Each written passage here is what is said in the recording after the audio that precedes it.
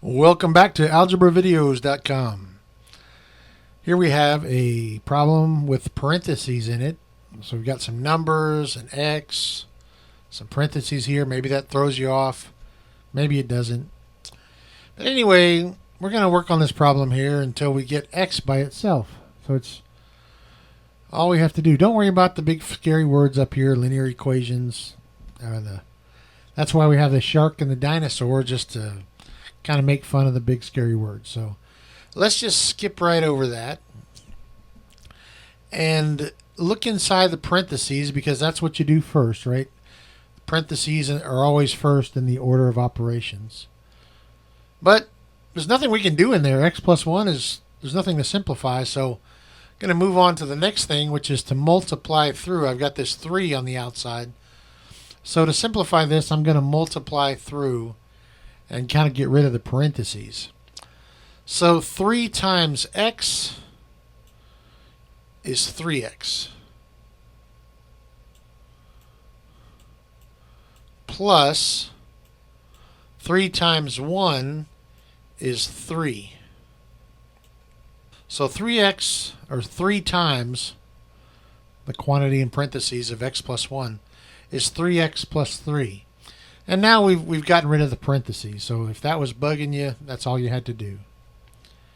And now I'm just going to bring down the minus 5. No change there. And that equals, on the right side, 10. So what can we do next? Any simplifying? Any like terms we can combine?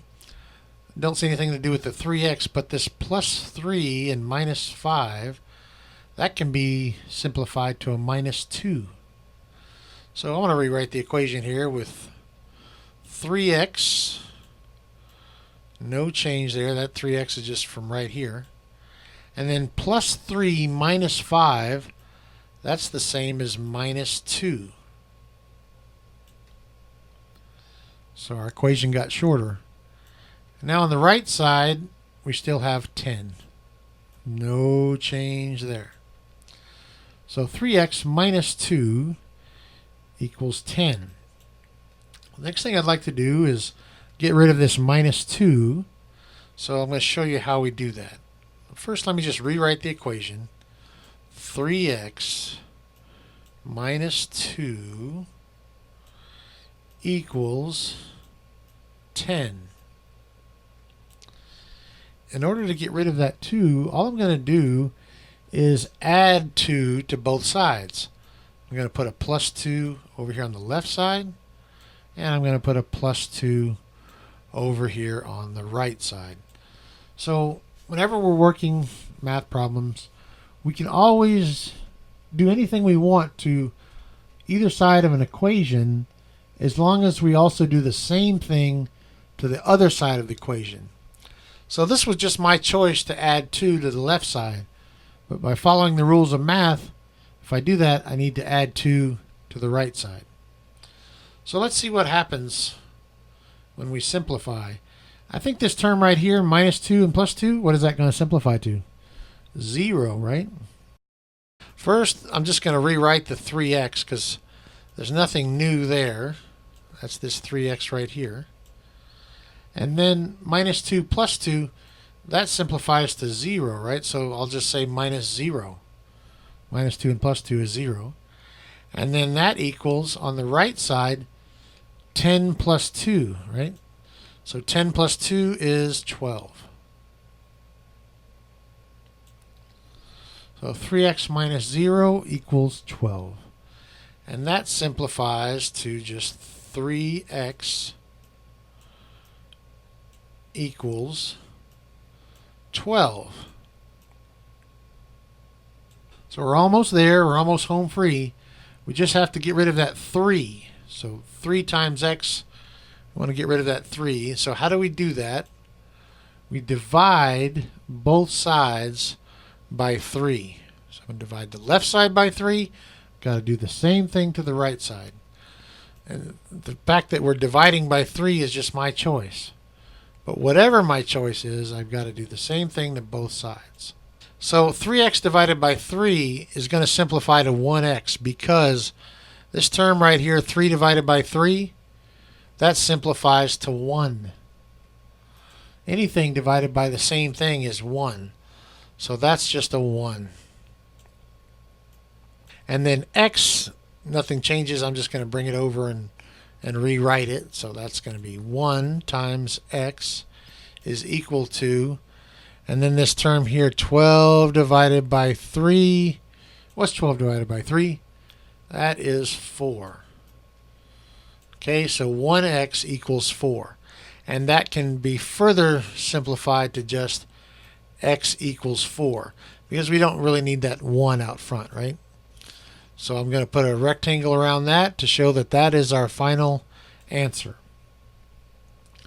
Now we can all just stop right here. This is all you have to do to work the problem.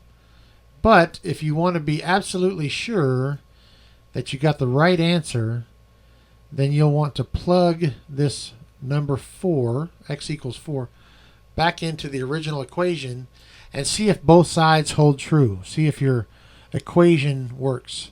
So I'm going to rewrite the original equation over here on the left, and wherever there's an x, we're going to plug in the number 4. Fortunately, there's only one x in this whole equation, so that's going to make it easy. So we're going to plug an x in we're going to plug in a number 4 right here for this x and see if both sides hold true. So here we go, rewriting the 3 and then the parentheses, x plus 1, but we're plugging in for x what? The number 4. So we're going to have 4 plus 1 inside the parentheses. Minus 5, just bringing down the 5, and that equals 10, just bringing down the 10.